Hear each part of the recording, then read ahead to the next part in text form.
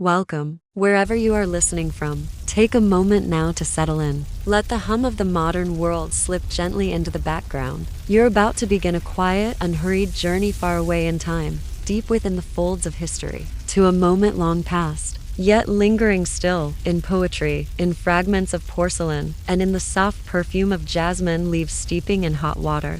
Tonight, we will walk the worn stone paths of Tang Dynasty China, a world of ink and incense, empire and elegance, and also of ordinary lives. We begin in a place both humble and central, the tea house. As lanterns flicker and the scent of charcoal and tea wafts through the early morning air, you will take your place as a worker in a bustling roadside tea house where scholars, soldiers, and wandering monks sit elbow to elbow. Later, we'll wander further from the troubled soul of an exiled poet to hidden tombs beneath ancient Xi'an, and at last, through the gilded quietude of a courtly garden where even a glance can change a life. But for now, close your eyes if you'd like. Let your breathing slow, and imagine yourself in the gray-blue haze of a misty Tang morning. The day begins not with songbirds, but with the soft scrape of wooden sandals on packed earth, and the rustle of bamboo curtains lifted in the dark. You rise before the sun, your fingers still ache from yesterday's scouring of iron kettles, and the chill in the air clings to your sleeves like old memories. The floor beneath your feet is hardened clay, swept bare but never truly clean.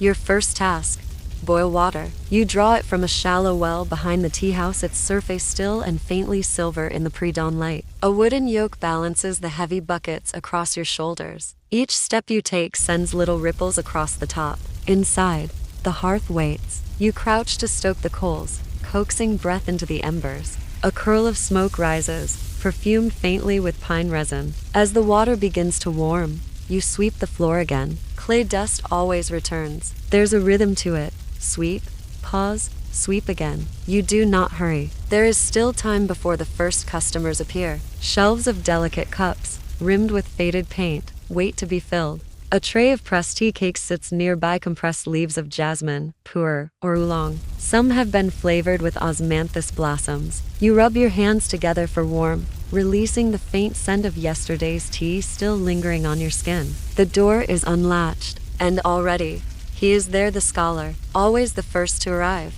He carries scrolls under his arm and walks with a quiet precision, as though afraid to disturb the dust. You bow slightly. He nods, a silent agreement. His favorite is dragonwell, a green tea with a slight nuttiness. You brew it with practiced ease, careful not to let the water boil too fiercely. He sits by the window, opens his scroll, and reads aloud to no one in particular. By mid-morning, the quiet is gone. A group of soldiers clatter in, their boots heavy with mud and dried blood. Their coin is copper, their laughter loud. You serve them rice cakes wrapped in lotus leaves, and bowls of bitter black tea. They do not sip, they slurp, noisily. One asks if you have wine. You do not. They curse, laugh, ask you if the monk has returned. You pretend not to hear, and then he does. The wandering monk. His robes are patched, his head freshly shaved. He walks with a beggar's humility, yet sits with the air of someone far removed from this world. He doesn't pay, but he always offers a prayer.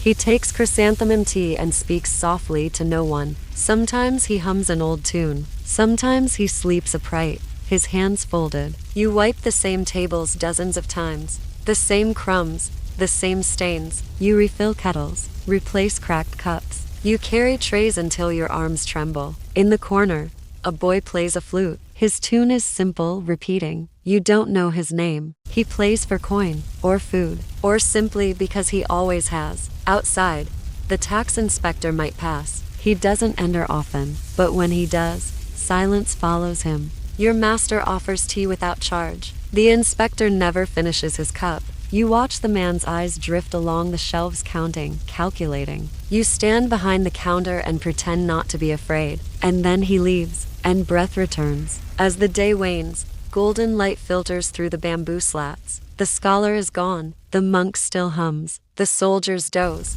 You scrub the kettle again, one last time. Ashes are swept, lanterns trimmed. The street is quiet now. The flute has stopped, and a cat, thin and drowsy, curls under the counter. You sit for the first time all day. The scent of old tea leaves and smoke hangs in the air, and you wonder how many more mornings begin like this, and how many already have. Now, let the hum of the tea house fade gently into the distance. The quiet murmur of voices, the clink of clay cups, the rustle of robes brushing against door frames, all fall behind you, like ink drying on parchment. We now turn our gaze to a man who walked among such places, but who rarely stayed for long. A man of worn sandals and weary eyes. A man of scrolls, not swords though his pen pierced deeper than most blades. His name was Du Fu, and though his footsteps have long vanished into the dust, his words still breathe. Imagine yourself walking along a river path, not far from the city of Chang'an. It is late afternoon. The sun filters through willow branches. You see him sitting alone beneath a tree, his robes faded, his ink brush poised, trembling slightly in the breeze. This is not the Du Fu of youth, full of dreams and ambition. This is Du Fu as he became known, the poet-historian, the voice of a fractured empire. But once, he too sat in exam halls,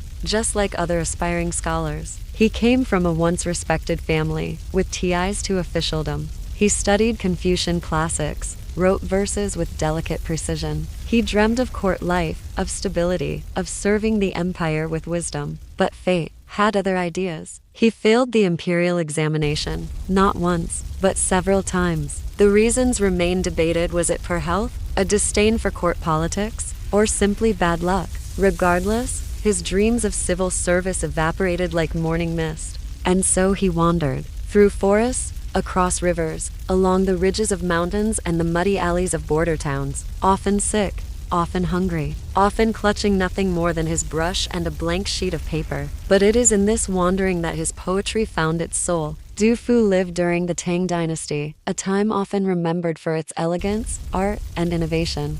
And yet it was also an age of profound upheaval. He bore witness to one of the darkest moments in Chinese imperial history, the Lushan Rebellion, a catastrophic civil war that shattered the empire's illusion of permanence. Cities burned, millions perished. The imperial court fled westward in panic. Families were torn apart, temples pillaged, famine followed, and through it all, Du Fu wrote, not in the detached manner of distant historians, but as a man walking amidst the rubble. He wrote of starving children, of soldiers too young to hold swords, of mothers selling heirlooms for grain, of rain seeping through thatched roofs, of the smell of unburied sorrow. His poetry is not grandiose, it is intimate. His metaphors do not soar, they settle gently, like fallen leaves. In one verse, he describes rice husks stuck to his child's cheeks as they share a meager bowl. In another, he laments that he cannot afford a gift for a friend's funeral. Du Fu was not a political firebrand, nor a revolutionary. He was simply a man of conscience, with the rare gift of precision and feeling.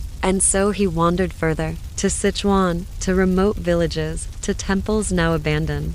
Everywhere he went, he observed the curve of a roof tile, the way water pooled after rain, the rhythm of footsteps crossing old bridges. Even in decline, he found grace. Toward the end of his life, Du Fu's body had grown frail. His poems reference trembling hands, coughing fits, and poor vision, but the clarity of his voice never faded. He wrote one final poem while aboard a boat, adrift on a river. And then, sometime around the year 770, Du Fu passed quietly, like a candle burning low. He never regained court favor. He never held high office. He died poor, unknown to most. And yet, centuries later, emperors would order his poems memorized. Scholars would copy his verses by hand, again and again. And in Japan, Korea, Vietnam, his name would be spoken with reverence. Even today, children in China recite his words in classrooms. His sorrow has become shared, his exile transformed into a kind of immortality, not through monuments, but through the quiet turning of pages, through the inked whisper of empathy. So now, as the river of time carries us onward, let us leave Du Fu sitting beneath that tree, his gaze fixed not on fame or fortune, but on the ripples in the water, reflecting a world forever changing, yet worth remembering, word by word. Now, we leave behind the solitary figure of Du Fu. His voice fades like ink washed from silk, and we begin to descend quietly, slowly into the silence beneath the earth. Beneath the modern city of Xi'an, once called Chang'an, lies a hidden world, a city beneath a city, a palace beneath a palace, not made of stone or brick, but of packed earth and funerary dreams. This is the ghost city of Emperor Jing of Han, and others like it, vast tomb complexes carved into the lowest soil of northern China. Some are opened, some are sealed, and some are still waiting. Let's begin with what we know. In the year 141 BCE, Emperor Jing, the fourth ruler of the Western Han Dynasty, passed away. He was a man of reform more moderate than his predecessors. He lowered taxes, reduced punishments, favored simplicity over spectacle, and yet, in death, he commissioned a vast subterranean domain. Here, beneath the soil, he would rule forever. Imagine standing at the edge of an archaeological site. The wind is still. The earth has been peeled back like the pages of a long-buried manuscript. Beneath your feet, silence. But within that silence, a kingdom. Tunnels stretching hundreds of meters in all directions. Chambers, corridors, halls. Some filled with miniature furniture. Others with pottery pigs, horses, chariots, and most curiously thousands of clay figurines, not full-size terracotta warriors, like those built for the first emperor, Qin Shi Huang, but smaller, more personal, roughly 2 feet tall, each one, once clothed in real silk robes, now long decayed. They stand in formation: court officials, guards, musicians, cooks. Their faces are simple yet expressive. Some wear slight smiles, others a soft neutrality. Unlike other ancient tombs, this one suggests a different philosophy, a quieter afterlife, one not filled with grandeur and thunder, but with the gentle continuation of earthly routines: cooking, writing, standing watch. Scholars believe Emperor Jing's underground palace was meant not as a fortress, but as a functioning ghost court, a mirror of his real one. In these silent halls, bureaucrats would continue to report. Servants would pour tea. Musicians would play forever unheard. Each figure placed deliberately. Each chamber oriented by cosmic principles: yin and yang, the 5 elements, and the mandate of heaven. And yet, much remains a mystery. When archaeologists uncovered parts of the Yangling mausoleum, they found certain corridors sealed without explanation. Chambers walled off with no clear way in. Tools left mid-task, as if the workers had been told to abandon the site immediately. Some speak of rituals that barred further intrusion. Others suspect traps or unfinished designs. But no matter the reason, these sealed spaces continue to stir curiosity. What lies behind those earthen walls? Are there scrolls, weapons, sacrifices, secrets? We may never know. There are also other tombs near Xi'an, even larger, some belonging to Tang emperors, hidden deep within hills. One in particular is known only as the Mausoleum of the Unknown Emperor. Radar has revealed vast hollows beneath it, but modern excavations are forbidden. Why? In part, for preservation. In part, due to superstition. And in part, due to the unspoken reverence for the dead. To dig is to disturb. And in Chinese tradition, harmony with the ancestors is paramount. And so, these tombs remain untouched. Sleeping cities beneath the earth. A world made of clay and silence. A bureaucracy continued in death. Now, imagine yourself standing there, on the edge of one of these great tombs. The wind is dry, the dust golden. Below you, the echo of footsteps no longer heard. Somewhere, behind a wall of packed earth, a figurine still stands, arms outstretched, waiting for orders. And above, the modern city of Xi'an continues to breathe. Cars, lights, phones, life in motion, but beneath it stillness, timeless, watchful stillness. Let the hush of ancient tombs fall gently behind you. The earth grows warmer now, the walls taller. Stone pathways reappear beneath your feet, laid with jade, swept clean by silent hands. You have returned above ground, but not to the markets or the tea houses of Chang'an. You now enter a different world, secluded, walled, and exquisitely arranged. This is the Imperial Garden. A place where nature is curated, silence is strategy, and even the shape of a pond can be a political message. The Tang Dynasty court was a tapestry of power and poetry, delicately interwoven. And nowhere did this show more subtly than in the Forbidden Gardens, a place not just of beauty, but of maneuvering glances, carefully chosen metaphors, and silent performances. Imagine yourself walking through one now. It is morning, mist curls above still water. Stone bridges stretch like brushstrokes across lotus-covered ponds. Ornamental rocks chosen for their rugged elegance stand in clusters, like mountains in miniature. Peonies bloom, trembling faintly in the breeze. In the distance, a guqin is played softly beneath a willow tree. A court lady glides across the path ahead, her robes trailing like ink from a calligrapher's brush. She does not look at you, but she knows she has been seen.